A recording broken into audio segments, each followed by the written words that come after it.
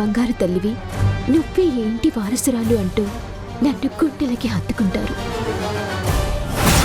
తను నిజమైన వారసురాలు కాబట్టి అంత ధైర్యంగా మాట్లాడుతూ పూజలు చేస్తూ ఉంది. కానీ నా పరిస్థితి అది కాదే. ఆ భ్రమరాంబ ఏం ప్లాన్ చేసిందో ఏంటో. రాత్రే మూట ముల్లే సర్దుకుని పోతాను అంటే నా మీద నమ్మకం ఉంచు అంటూ కబుర్లు చెప్తుంది. ఇప్పుడేం చెయ్యాలి? పెద్దమేడం, మీరు రిపోర్ట్స్లో నేనే మీ మనవరాలని వచ్చేంత వరకు నాన్నమ్మ అని పిలవద్దు అని అన్నారు. మీ మాట విని నేనలా పిలవడం లేదు. కానీ ఒక్కసారి రిపోర్ట్లో నేనే గాయత్రిని అని కన్ఫర్మ్ అయిన తర్వాత నా ప్రేమని మీరు తట్టుకోలేరు. జాగ్రత్త. ఏంటే అత్తయ్య గారు, మీరుండండి. రిపోర్ట్స్ వచ్చేంత వరకు తనేం చేస్తుందో చేయనివ్వండి. ఒక్కసారి రిపోర్ట్స్ వచ్చాక, అందులో నిజం బయటకు వచ్చాక ఏం చెయ్యాలో నేను చెప్తాను. అలాగే కానివ్వండి, నాకేమీ భయం లేదు. ఎందుకంటే రిపోర్ట్స్లో వచ్చేది నేనే పాజిటివ్ అని వస్తుంది కాబట్టి. ఒక్కసారి పాజిటివ్ అని తెలిసాక ఇన్ని రోజులు ఈ ఇంటిని పట్టుకొని వేలాడుతున్నా ఒక్క గబ్బిలాన్ని ఈడ్చి ఊరవతల బయటపడేస్తాను.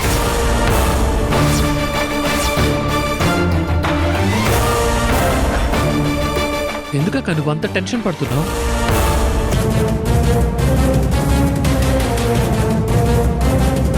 ఎందుకక్క నీకు అంత చెమటలు పడుతున్నాయి? అబే అదేం లేదు రోషన్, నేను బానే ఉన్నాను. ఒంట్లో భయం ఉన్నప్పుడు అది వెన్నుముక ద్వారా మెదడుకి చేరుతుంది. అప్పుడు మనకి తెలియకుండానే టెన్షన్ మొహంలో కనిపిస్తుంది. చెమటలతో ఒళ్ళంతా తడిచిపోతుంది. పాపం ప్రజెంట్ తన పరిస్థితి అలాగే ఉంది.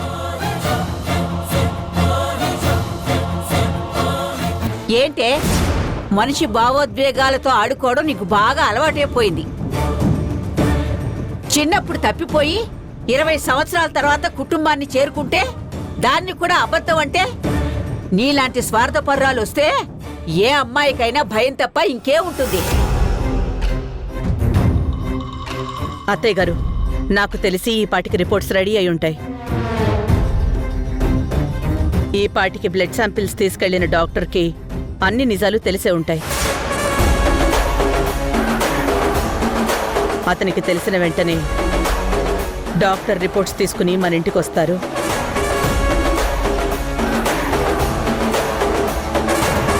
ఇదంతా జరగడానికి కేవలం 2 గంటల సమయం మాత్రమే ఉంది. ఈ 2 గంటల సంతోషాన్ని ఎంజాయ్ చేయనివ్వండి. రిజల్ట్ వచ్చాక ఎవరు బయటికి వెళ్తారో, ఎవరు మనతో పాటు ఉంటారో అంతా రిపోర్ట్లోనే ఉంటుంది.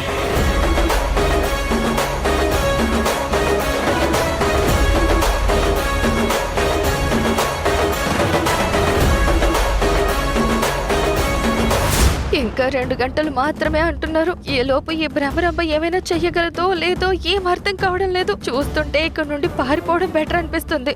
ఇంకా ఈ భ్రమరాంబని నమ్ముకుంటే అంతే సంగతులు.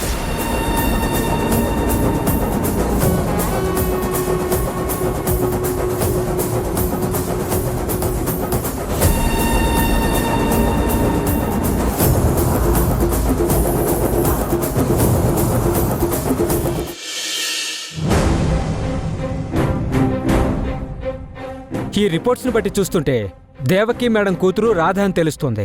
అంటే ఇన్ని రోజులు కూతురు అనుకున్న అమ్మాయి కూతురు కాదన్నమాట. అంటే ఆవిడ మేడం వాళ్ళను మోసం చేసిందన్నమాట.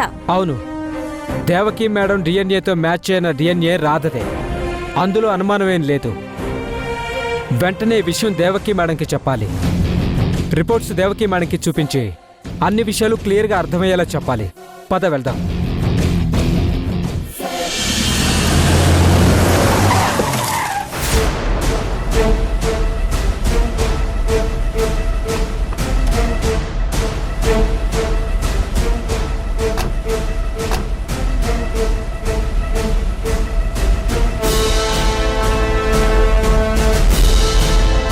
రండి డాక్టర్ గారు.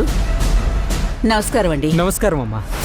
దేవకి, వాసుదేవ్, ఒరే శేషు, డాక్టర్ గారు వచ్చారు, రండిరా.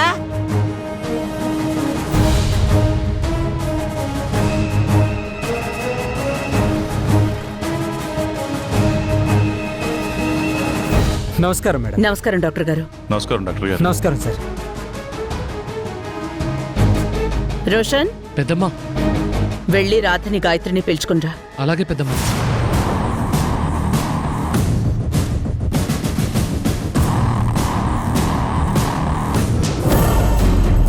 షో బుర్ర బద్దలవుతుంది. భ్రమరాంబ ఏమైనా చేస్తుంది అనుకుంటే ఆ డాక్టర్ అమ్ముడు పోలేదు అంటుంది. అంటే ఖచ్చితంగా రిపోర్ట్స్ లో రాధే గాయత్రి అని వచ్చుంటుంది. ఇంకా ఈ భ్రమరాంబ ఏమైనా చేస్తుంది అనుకోవడం వేస్ట్. తనింక ఏమీ చెయ్యదు. ఆ రిపోర్ట్స్ అవి వచ్చి అందులో నేను అబద్ధపు గాయత్రిని అని అందరికీ తెలిసిపోయిందంటే అందరూ నన్ను చీకొట్టి వెళ్ళిపోమనే బదులు ఇప్పుడే ఎవరికీ కనపడకుండా పారిపోతే బెటర్. లేదంటే అరెస్ట్ చేయిస్తారో కొట్టి చంపేస్తారో. వామ్మో, వెంటనే ఎస్కేప్ అవ్వాలి.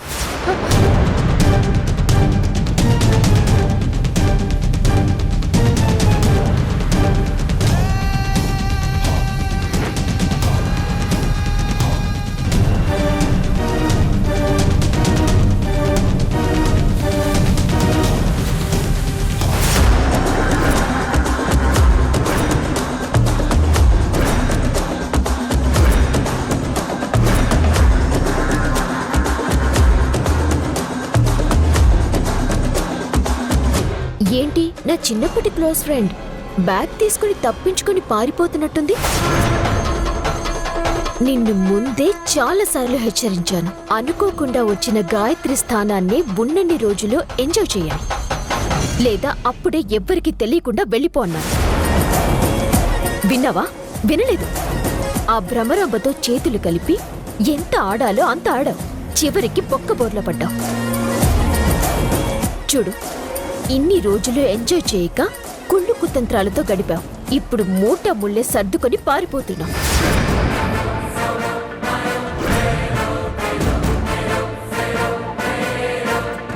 ఒకప్పుడు నిన్ను కలుసుకోవాలని ఎంత తాపత్రయపడ్డాను, ఎక్కడెక్కడో వెతికాను. కానీ ఈ రోజు నిన్ను చూస్తుంటేనే నాకు అసహ్యంగా ఉంది.